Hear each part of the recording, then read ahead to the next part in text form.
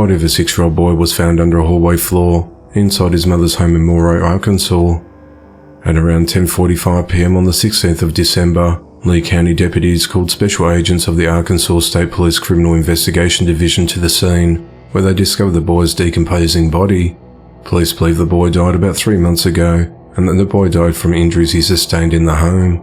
The child's sister, also 6 years old, who lived at the home, was taken to the Memphis, Tennessee hospital with burns to her scalp.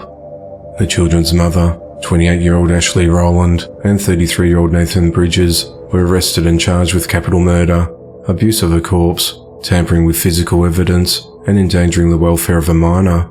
They're held at the Lee County Jail. Anita Whitby, a friend of the children's grandmother Karen, said that Karen had been trying to get custody of the kids for over a year, and a court order had just permitted her that week to see her children on weekends. A visit by Karen may have led to the discovery of her grandson's body. She showed up to collect her grandchildren that Friday, and was told that the youngest was at a friend's house, and the oldest couldn't walk.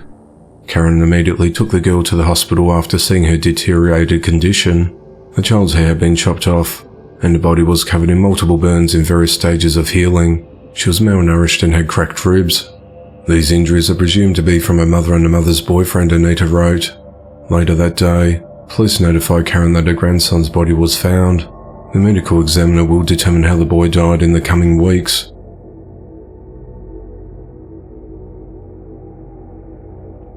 On the 15th of December, 17-year-old Jacob Sayer was arrested and charged with murder after he allegedly gave fentanyl to 16-year-old Victoria Jones, who overdosed and died at her home in Ozark, Missouri. Investigators said Victoria died on the 4th of September after she met with Jacob the previous night.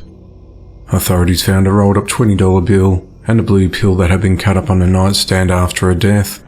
Police also found a note on the girl's desk addressed to another friend, which she wrote about their relationship and mentioned she was doing drugs. The letter stops abruptly with the phrase, "I plan." Investigators also searched Victoria's phone and found a long conversation between her and Jacob on Snapchat, in which they discussed Jacob bringing her drugs. He gave the girl instructions on how to crush and snort the ecstasy-laced fentanyl pill for a faster, more pronounced high, advising her that just have a bucket near you and snort only half and it's only one. Only do a quarter and then the other quarter if you don't feel like it. In another message, Victoria told Jacob she'd cut the drug incorrectly and felt it starting to take effect. When police arrived at Jacob's home and told him that Victoria had died, Jacob went quiet and began to tremble. Jacob told investigators that he met Victoria at church, and another friend told him where to pick up a pill at a neighborhood mailbox somewhere downtown. Jacob said that he then drove to Victoria's home to deliver the pill. At one point when he was questioned, he claimed that he did not know he was delivering drugs. He later said that it was the first time he brought illegal drugs to the victim. Victoria's family said that around 11:30 p.m. on the 3rd of September, they heard Victoria step outside, returning just minutes later.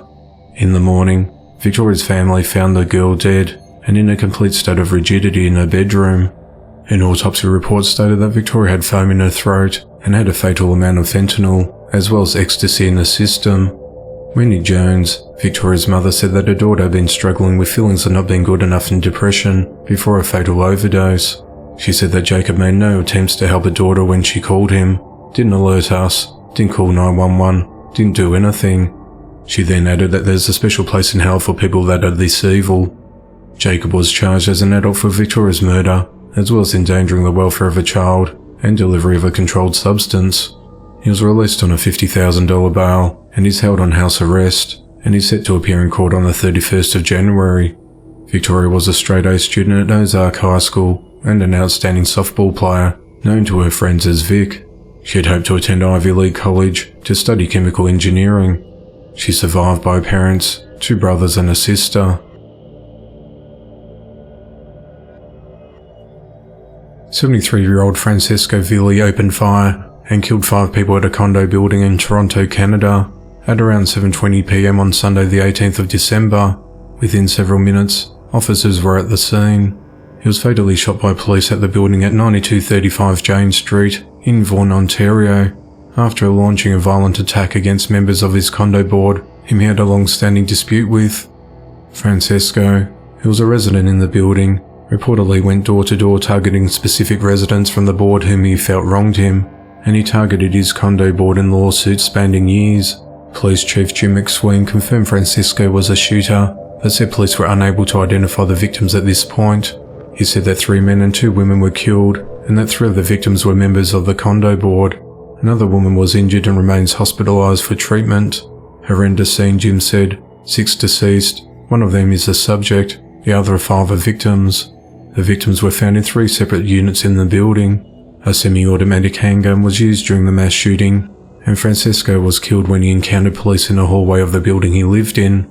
Officials said they recovered his weapon, but have not said whether the gun was legally obtained. The condo board had previously filed a restraining order against Francisco over his threatening, abusive, intimidating and harassing behaviour. Francisco made many unsubstantiated allegations against the condo board members over the years, sharing in public social media posts and videos that he believed they were intentionally trying to harm him. Francisco also claimed in his lawsuit an electronic room below his unit had not been constructed properly, and electromagnetic waves were being emitted from it, which had affected him, causing him pain since 2010. He also posted an image to Facebook where he claimed to have chronic obstructive lung disease, and he needed to be in an environment without dust or pollution. His most recent case against 3 condo board members and 3 others were dismissed by a judge in September as frivolous and vexatious. Resident John Santoro, a member of the condo board for about a year, remembered Francisco's erratic complaints spanning back at least 5 years. He said that Francisco was not a monster and had always thought he needed professional help.